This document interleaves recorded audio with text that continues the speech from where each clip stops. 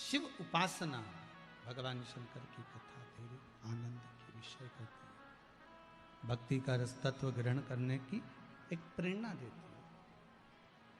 शिव महापुराण में वर्णन आता है, महाराज भगवान शिव को एक बार क्रोध आ गया।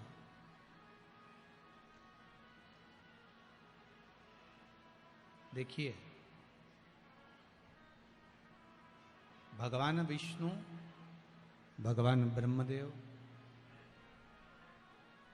और भगवान शंकर,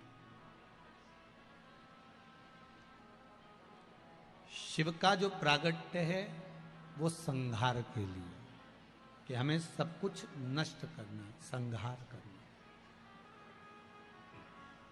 पर भले सब कुछ नष्ट करना है, पर फिर भी शंकर भगवान हर कभी क्रोध नहीं करते।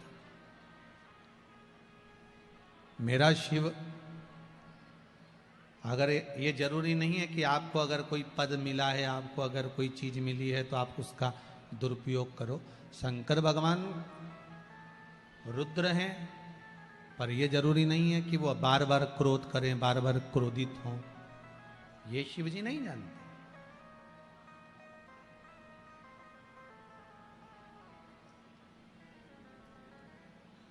कोई कह रहा था, गुरुदेव ये शंकर भगवान क्रोध करते हैं तो इनका पूजन, इनका अर्चन, इनकी सेवा, इनकी चाकरी श्रेष्ठतम है, क्यों नहीं है? क्यों नहीं कर सकते?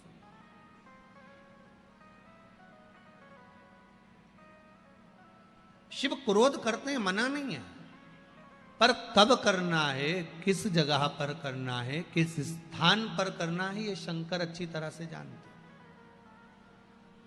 मेरा भोलेनाथ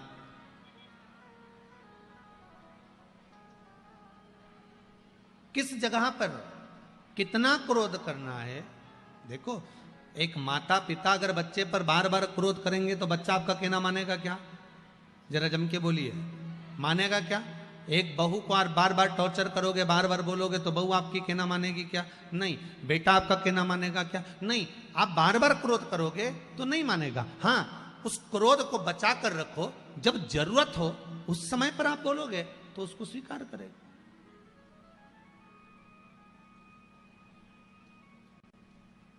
जहां जिस चीज की जरूरत पड़े वहां वो चीज होना चाहिए। हम पहले एक बात कहे थे आपको कि तीर्थ करने पहले के लोग जाते थे तो साथ में बर्तन, चावल, गेहूं, आटा, थोड़ा सत्तू, थोड़ा सामान बना कर ले जाते थे। आज के जमाने में कोई बना कर ले जाता है क्या? आज के जमाने में कोई बर्तन लेकर जाता है क्या? नहीं। आज के जमाने में क्या लेकर जाते हैं? 2000 के नोट की गड्डी जेब में फंसा और चले जाओ। सही है कि गलत है? बस कड़कता हुआ नोट जेब में होना तो गर्म पानी भी मिलेगा, कड़कता हुआ जेब में नोट होगा तो फिर तुमको भोजन भी मिलेगा, जो चाहो।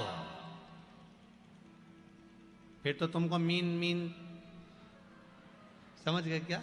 वो चाउमीन भी अगर मांगोगे तो मिल जाएगा, गोलगप्पा भी मांगोगे तो मिल जाएगा। आप अगर जा रहे हो फिर तो आपको प्राप्त हो जाएगा। आपके पास में, आपकी जेब में अगर धन है, 2000 के नोट की गड्डी, 500 के नोट की गड्डी आपके जेब में पड़ी हुई है, 200 के नोट की गड्डी पड़ी है, 100 के नोट की गड्डी पड़ी है, कड़कता हुआ नोट आपकी जेब में है, तो आपको सारा सामान आपको हाथ की हाथ मिल जाएगा, कुछ ले जाने की जरूरत नहीं है।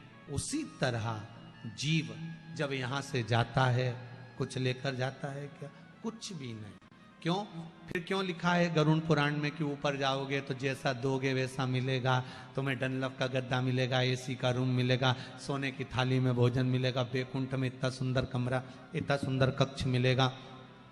ये सब क्यों कहा जाता है कि आपको इतना सब कुछ प्राप्त होगा, इतना सब कुछ मिलेगा? उसका कारण क्या है? तो शास्त्र कहता है भगवान के नाम की गड्डी अगर हृदय में बांध कर ले जाओगे तो सारा सुख बैकुंठ में भी प्राप्त हो जाएगा। बस भगवान के नाम की गड्डी होना चाहिए, भगवान का नाम साथ में होना चाहिए। कलयुग केवल नाम आधारा सुमर सुमर नर उतरहि पारा। कलिकाल में केवल एक नाम की आधारशिला है। भगवान के नाम को आधार बनाकर जो भगवान की अविरल भक्ति में डूबता है उसकी नैया पार। क्रोध करो, मना नहीं है, पर जरा जर्सी बात में क्रोध करो, ये कहां की बात है? पत्नी और पति दोनों के क्रोध में एक अंतर है। क्या अंतर है पत्नी और पति के क्रोध में? जम के बोलो जरा, किसी को मालूम हो तो जरूर बताना। पति और पत्नी के क्रोध में एक अंतर है। पति क्रोध में होता है तो लड़ झगड़ के बाहर जाता है, घर से बाहर चले जाता है, और पत्नी क्रोध में होती है तो लड़ झगड़ के कमरे के अंदर चली जाती है। अंतर है कि नहीं दोनों में? बोलो सही है कि गलत है? पति को झगड़ा होगा, गुस्सा आएगा, क्रोध आएगा, लड़ेगा, झगड़ेगा तो तुरंत मैं तो जा रहा तेरे से तो बात करना ही बेकार है, वो जाए वो जाए वो जाए। और पत्नी को अगर गुस्सा आया, लड़ झगड़ के, तो ये अंदर गई, कुंडी लगाई, तकिया में मुंह और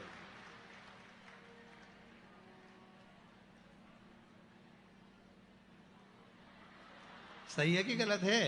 अरे बोलो तो सही। कभी तुमने किसी की लड़ाई में देखा कि पति अंदर घर में गया और पत्नी बाहर गया? वो नहीं जाए। वो पत्नी इतनी विचित्र हो, और महाराज धर्म पत्नी है, वो फर्ज अदा करती है। कितना भी झगड़ा हो जाए, कितनी भी लड़ाई हो जाए, वो के मैं तो नहीं जाऊंगी, जा घर से कमरा के अंदर चली जाए ने, तकिया में मुंडा रख के फिर बिनकती फिरे, रोती फिरे।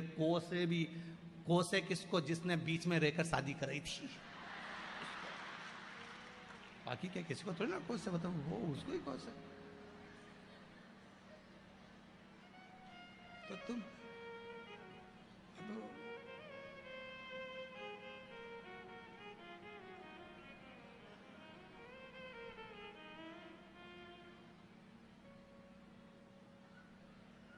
वो अंदर जा रही है रोने के लिए, वो बाहर चले गया। क्रोध होता है कभी कभी। एक व्यक्ति झगड़ा कर कर बाहर गया, उसने कसम खा ली कि अब मैं घर ही नहीं आऊंगा चाहे कुछ भी हो जाए। ये रामेती से जब जब मेरी लड़ाई होती है, मैं हमेशा घर से बाहर हो जाता हूँ। ये कभी घर से नहीं निकलती, मैं ही जाता हूँ। अब इस रामेती का तो मुझे मुंह ही नहीं देखना, चाहे कुछ भी हो जाए। अब वो झगड़ा करके चले गया। जैसे ही वो बाहर निकला, सामने से एक बहुत बड़ा ट्रक आ रहा था। इसके पुण्य सामने आ गए, आकाशवाणी हो गई, सामने से ट्रक आ रहा है, ड्राइवर सो गया, वहां से हट जाओ, मर जाओगे। बेचारा साइड में हो गया। भले ट्रक में मर जाऊंगा, पर रामेती तेरा मुंह नहीं देखूंगा। और आगे गया, सामने से एक बहुत बड़ा पत्थर लुढ़कते हुआ आ रहा था। आकाशवाणी हो गई, सामने से पत्थर आ रहा है, एक साइड हो जा। फिर और आगे बढ़ा, एक बस में चढ़ने लगा। आकाशवाणी में मत चढ़ना, इस बस का आगे जाके एक्सीडेंट होने वाला है। अब ये गुस्से में लाल हो गया। तू है कौन जो इतना ज्ञान दे रहा है? बस में चढ़ने के लिए बोल रहा है मत चढ़। जब घोड़ी पे चढ़ा था, जब नहीं बोला कि मत चढ़? उसी दिन बोल देता, नहीं चढ़ता मैं एक बार भी। इतना में रामेती ने अपने छोरा उनको बोला, जरा थारा फिर पिताजी के देखिए, अरे सुबह से रोटी वोटी नहीं खाई हो। तो मालूम पड़ा कि वो तो दरवाजे पे ही भैंस की पूंछ पकड़ के चिल्ला चोट कर रहा, नहीं जाऊंगा नहीं जाऊंगा। भैंस आगे बढ़ती जाए, ये भैंस की पूंछ पकड़ के पीछे हटते जा, नहीं जाऊंगा। इतने में रामेती बाहर आके बोली, क्यों चिल्ला चोट कर रहे हो? वो तो आ नहीं रहा था, भैंस लिया ही जबरदस्ती की। नहीं तो मैं कहीं आ रहा था, वो तो भैंस मुझे पकड़ के लिया। अब जैसे भैंस ने इससे कहा था कि चल, प्रेम है। देखो ये जरा जरा सी बात में विवाद हो जाना और अदालत में पहुंच जाना, ये सब बेकार बात है। हम कहते हैं पति पत्नी का जो संबंध है, माता पार्वती जी ने शिव जी से 2 वर मांगे थे। पहला वर था, भोलेनाथ जी वर दीजिए जिस पति पत्नी में झगड़ा हो उसमें प्रेम बढ़े, और दूसरा वर दीजिए काशी में जो मरे उसके कानों में गुरु मंत्र आप दे दीजिए। बस शिव ने 2 वर पार्वती को दिए थे।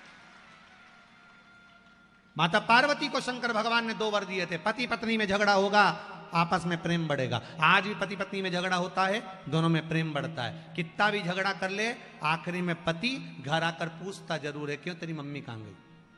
तुरंत पूछे, तुरंत। झगड़ा, प्रेम बढ़ता। काशी में जो मरेगा उसके कानों में गुरु मंत्र आपको देना पड़ेगा। इसलिए काशी में मरने वाले का सीधा कान मरते ही टेढ़ा हो जाता है, क्योंकि पार्वती जी ने शिव जी से वर मांगा था, सीधे कान में मंत्र देकर आप मोड़ देना, मैं समझ जाऊंगी कि आपने गुरु मंत्र